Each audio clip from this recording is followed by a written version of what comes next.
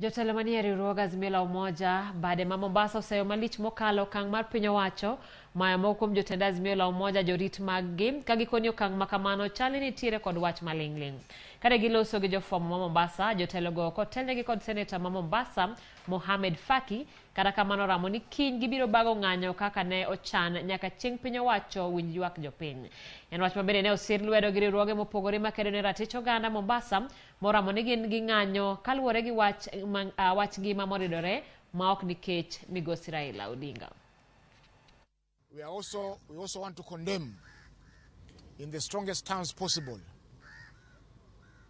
the withdrawal of security from our leaders and our members of parliament.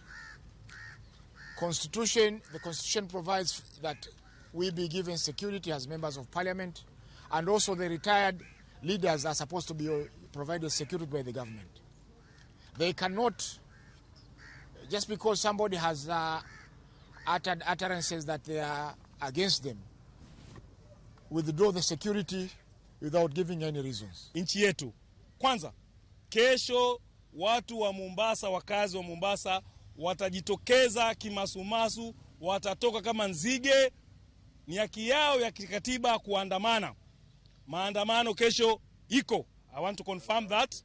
Tutaanzia pale GPO posta.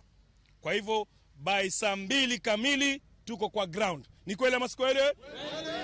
Tatu, tuataka serikali haraka iwezekanavyo wasibague, kutenga, wasimfanye kiongozi wa opposition Raila Odinga matumatu na kumpokonya security na wale viongozi wengine. Tuwalipa ushuru, ni pesa yetu, sio pesa ya Ruto wala sio pesa serikali. Si lazima baba kusanyishe watu kwa ajili ya maandamano.